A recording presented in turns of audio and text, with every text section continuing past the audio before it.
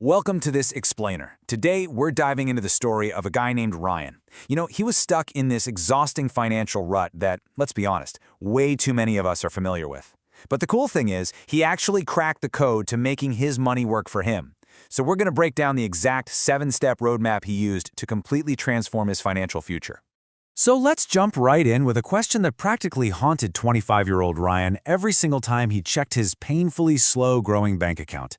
Are you stuck in the work-save-wait cycle? Because man, Ryan definitely was.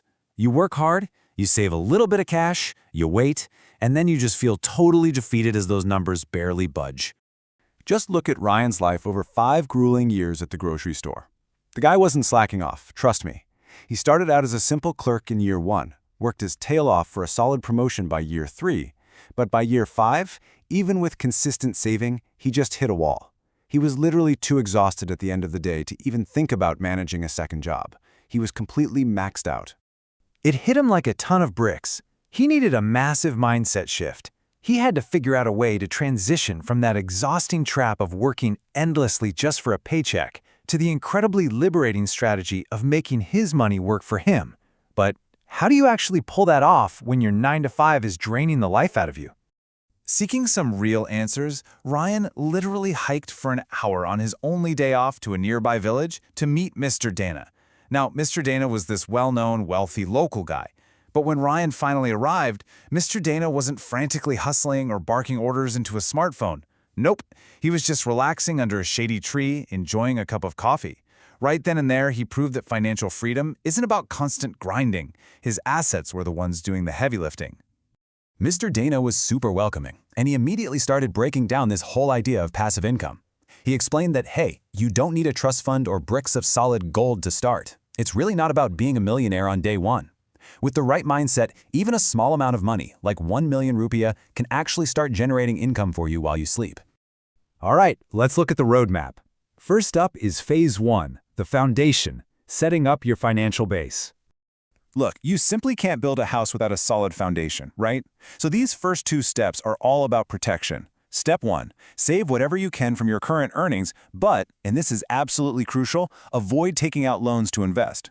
It is so much safer to work hard and save up little by little. And step 2, that's pure discipline.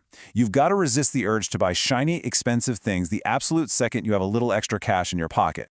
And man, this is where so many people get tripped up, the dangerous trap of instant gratification.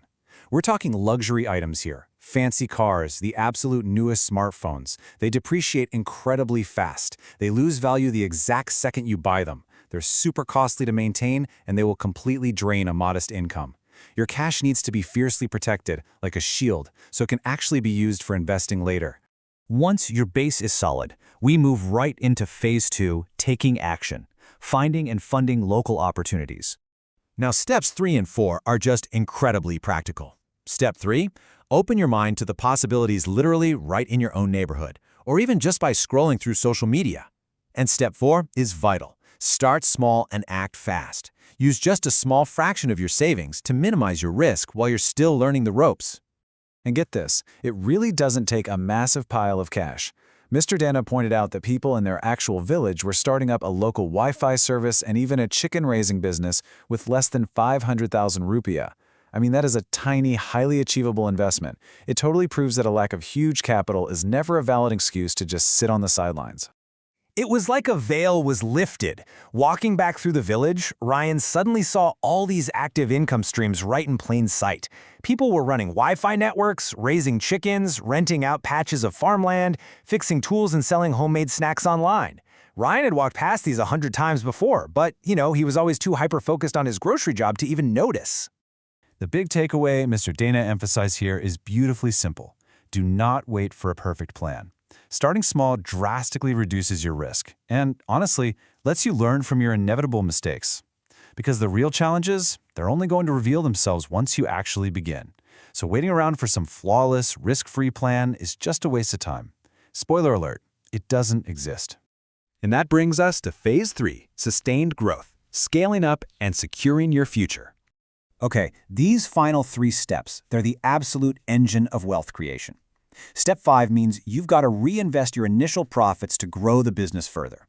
Step 6 is all about eventually starting a second income stream because you never, ever want to rely entirely on just one source. And step 7 is honestly the hardest for most of us, practicing patience and consistency. True wealth just takes time. Now, while step 6 actively encourages you to reward yourself for your hard work because, hey, you should definitely enjoy life, Mr. Dana introduces a really smart boundary, the 50% reward rule. You must cap your lifestyle spending at a maximum of 50% of your profits. That means at least half of your profits must be funneled right back into reinvestment. That is the only way your wealth actually compounds. So the real secret sauce in step 7 is that you've got to keep learning and adapting. Building passive income is definitely not some set-it-and-forget-it magic trick.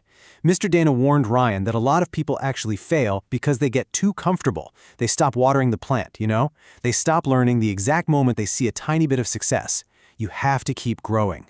So what happened to Ryan? Well, just 3 months after that chat, he took the leap and started a very simple laundry service. Within a year, he reinvested his profits to expand to 3 washing machines, and he diversified by renting out a spare room. 5 years later, he achieved true financial freedom. And the absolute best part is, when he went back to visit Mr. Dana, he was driving a highly practical car, entirely paid for by his passive income.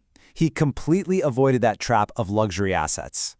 When Ryan eagerly thanked his mentor for all the advice, Mr. Dana just warmly smiled and said, "You changed your own life, Ryan. I just showed you the path." And wow, what a powerful reminder that is. Having the information alone isn't enough. True financial freedom requires the personal bravery and the discipline to actually get up and walk the path yourself. Every single wealthy person started somewhere, and every successful passive income stream starts with just one decision to try. So, as we wrap up this explainer, I want you to look at the opportunities that might be hiding in plain sight right in front of you. The roadmap is right here.